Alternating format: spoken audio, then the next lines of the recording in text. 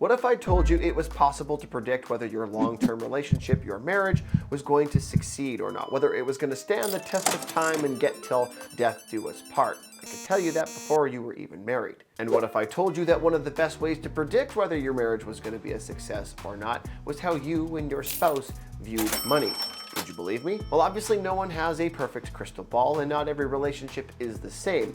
So we're going to talk about the statistically proven red flags that could spell doom for your epic love story. And we're going to talk about some of the things that you can do for your own relationship or your future relationships so that you don't become another statistic. You asking me for a divorce? Yay! 2 Christmases! Now I know what some of you might be thinking. What the heck do you know about relationships? Well, I've been married for 14 years. I'd like to think mostly successfully, but I've also worked as a mortgage broker and as a marriage preparation speaker for thousands of couples, and we've talked about finances and finances within marriages. Particularly since as a mortgage broker, we are involved with divorce cases far more than most people would think. After all, your home is your largest asset and your mortgage is your largest debt. And so we get to see the nasty, dirty, nitty-gritty behind these people's financials and seeing how they got to where they got. In fact, over the years, I got pretty good at predicting which couples were going to make it and which ones weren't, even during the good times when they were buying their first place as a couple together, to the point that we could build or structure the mortgage in a particular way to account for if their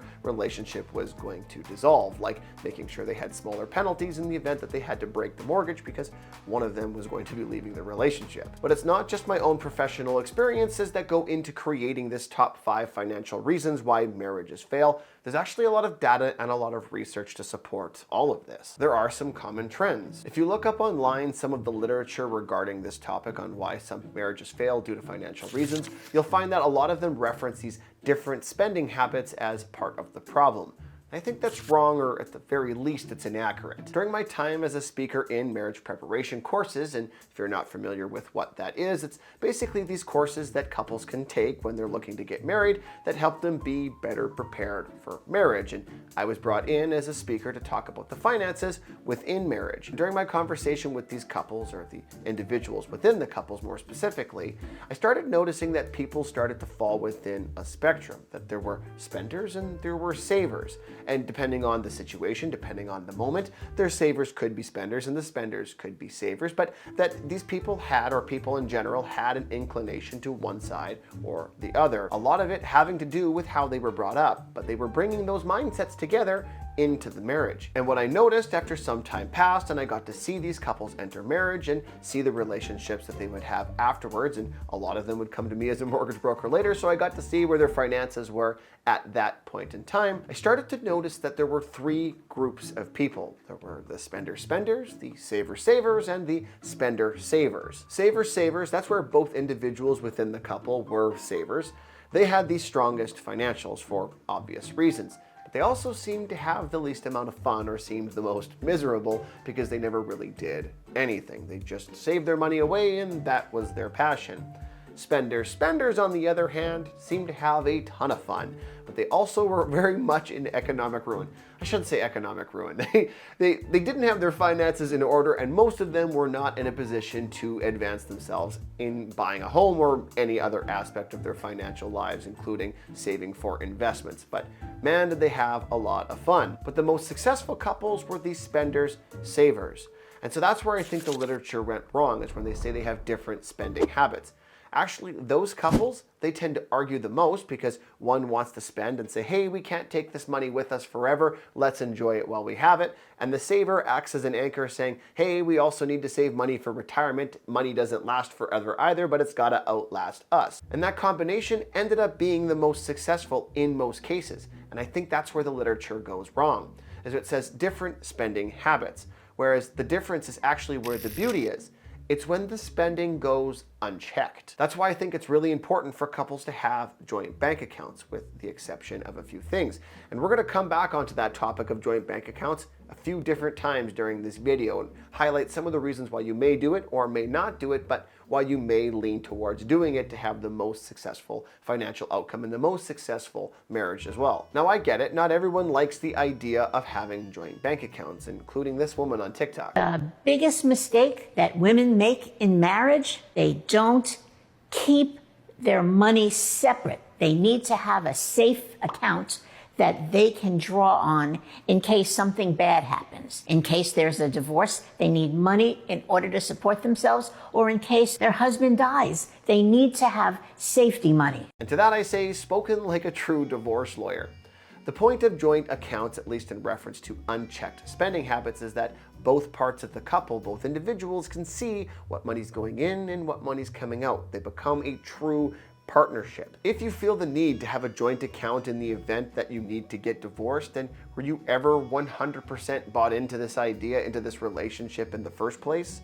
Probably not. And to that point where the woman needs money if the man dies, it doesn't even make any sense. If you have a joint account, then you both have access to the money. So if the man dies, you just access your account like you normally would. The point is that if you have joint accounts, it is going to dramatically increase the quantity of conflicts that you have regarding how that money is spent. After all, you're a partnership and you're never ever going to fully agree on everything. But that is a good thing, and that is the beauty of it. Your relationship is improved by those minor conflicts, sometimes even by those major conflicts.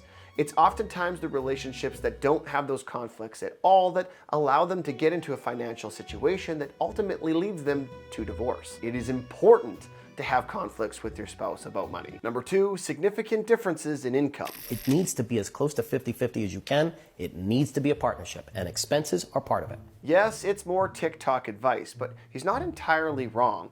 When you have money in a relationship, in a partnership, you want there to be as much of a holistic approach as possible, and that includes expenses.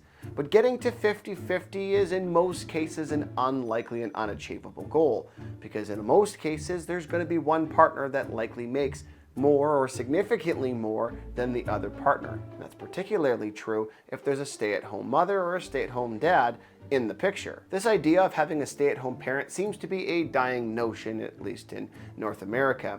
And I'm sure most of that has to do with the rising cost of living and families just trying to adjust. But if you are having that conversation with your spouse about one of you being a stay-at-home parent, it has to be done with the right context and the right frame of mind. I've recently been following a new podcast. It's called The Whatever Podcast. And I don't actually know if it's new, but it's new to me.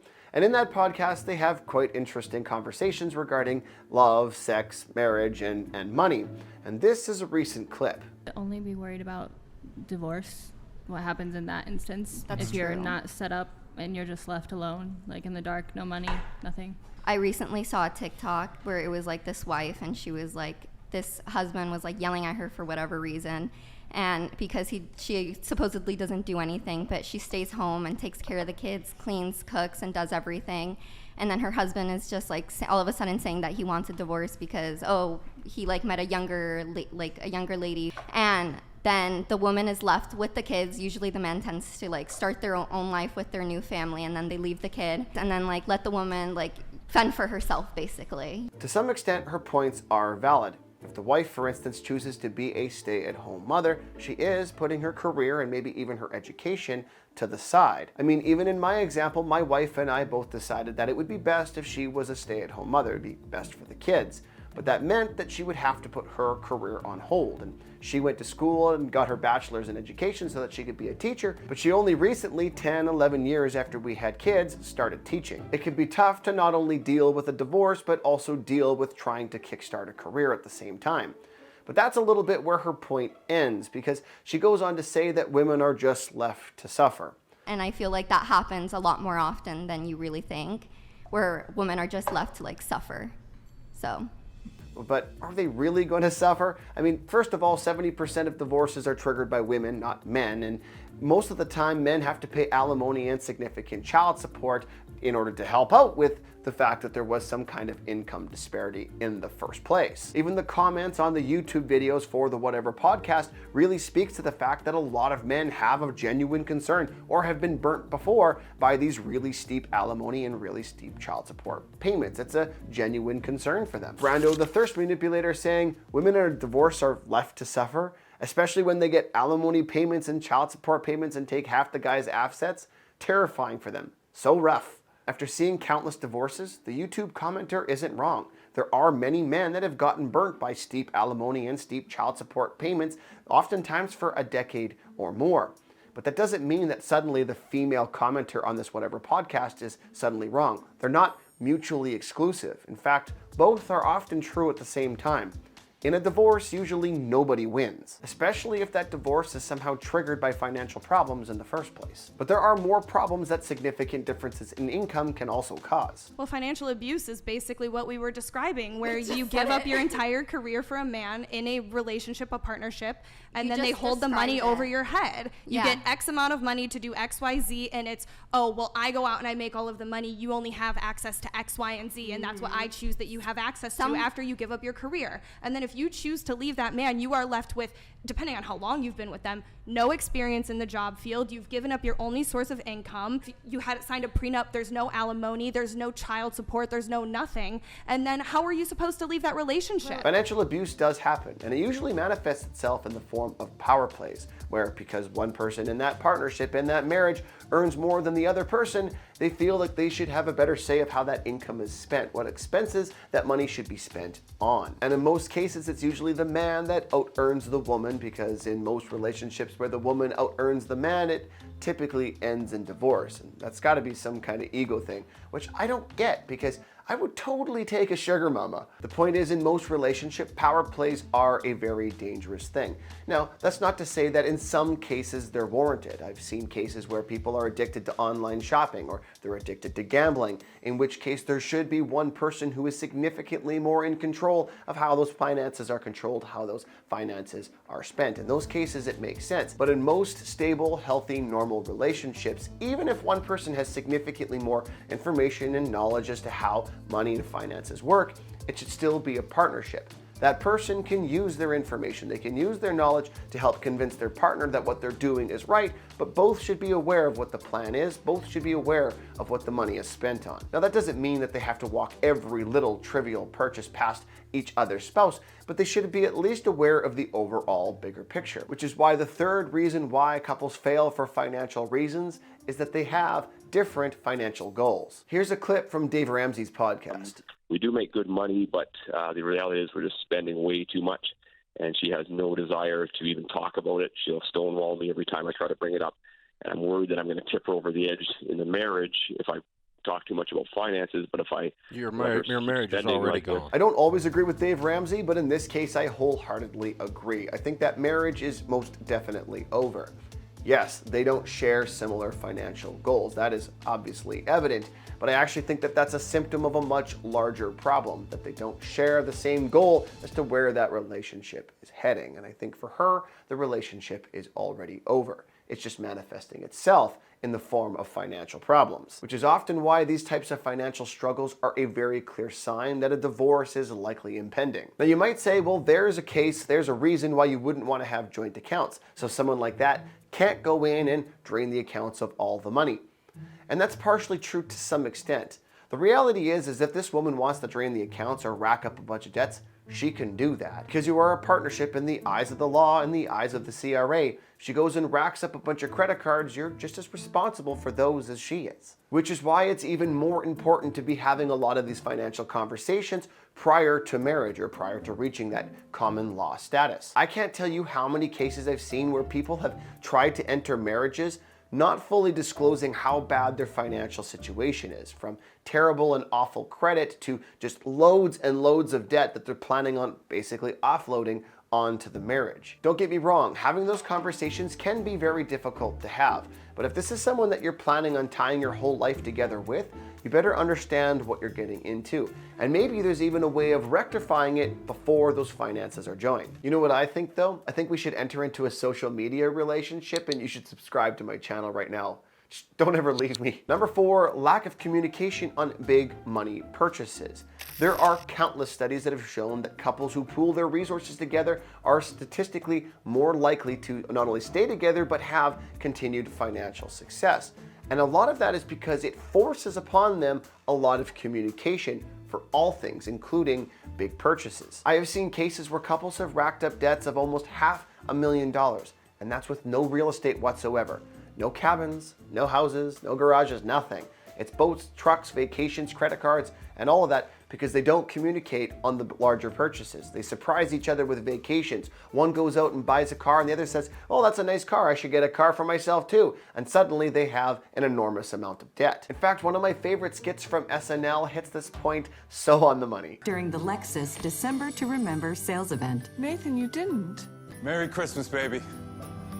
Are you kidding me, Nathan? Did you seriously buy a car without asking me? How much did you spend on this ridiculous car, Nathan? It was only $39.99 to its signing. $4,000. It's not that much, babe. And how much is the monthly payment? The what? Every time I see that clip, I get a kick out of it. And unfortunately, I'm also aware enough to know that there are people who make those types of financial decisions in that exact same fashion. I've seen it before. Now, if you're a normal family, you're not going to make a big purchase decision like that. But that's typically not where people actually get caught in these larger decisions. It's anytime incomes change or expenses change, like in the case of a growing family, where people get caught off guard, where they forget to rebalance. Or in some cases, they have challenges coping with how they handle requests from extended family, where an uncle or a mother or a brother needs some kind of financial assistance. If you're going to co-sign for a loan for a brother or a sister, or whoever it may be, it's not just affecting you anymore, it's affecting you and your partner. And those are conversations that you're gonna need to have, or at least you should be having. I guess you could always handle it like, I think it was Kevin O'Leary. It was one of the Dragons where all of a sudden he started calling family in his earlier career and started asking them for money. And then eventually his uncle called him and said, why are you asking everybody for money? You have money. And Kevin O'Leary basically said, I was calling for money so that nobody would call and ask me for money. Kinda clever. Maybe it'll work for you. Number 5, financial infidelity. And unfortunately, this is a really growing trend right now. So yeah, you have goals in place. You share similar visions as to what the money should be spent on. You've got the joint accounts. You have all of that. But what's to stop someone from going to get a secret credit card and making tons of purchases in that credit card that you as the partner are also going to be liable for in the event of separation, in the event of divorce. Sometimes secret purchases can be harmless. Most of the time they aren't though. But you really have to be asking yourself why you're doing it in the first place. Most often it's because one person in that partnership, in that marriage, doesn't feel like they have enough autonomy over the budget. Like we talked about before, in those cases where there's substantial differences in income and a power play is occurring. One person has more say over the budget than the other, and they don't feel like there's any room for them to make purchases of their own. So here's a reason why having everything joint may not necessarily be a full solution. You should have all your big ticket items together. You should have your savings, your checking, your visas, your mortgages, your lines of credit, all together in one group, one joint account. But there is nothing wrong with having smaller accounts set up as part of your budget so that each person in this couple has their own account for fun, discretionary spending so that they can spend it on whatever they want. Maybe they want new shoes, maybe they want new golf clubs. It doesn't matter. It comes out of their account. And that way it's a part of the couple's budget that they have planned together. In my many years of being a mortgage broker, I have seen some truly wild cases of financial infidelity, with one of the wildest cases being earlier in my career.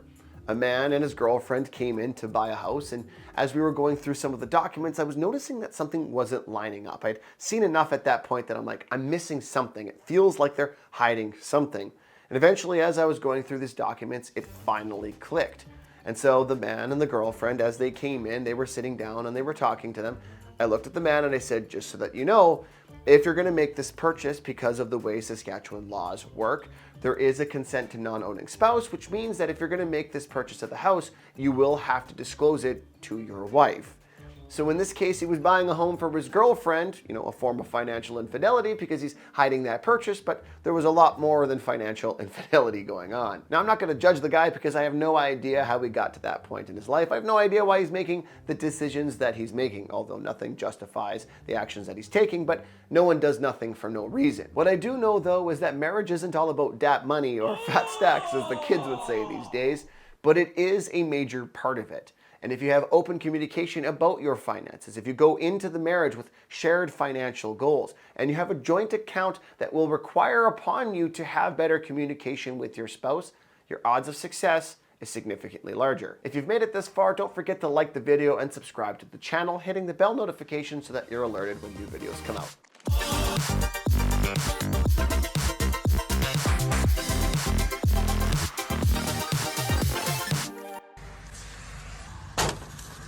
dum, dum, dum, dum, dum, dum.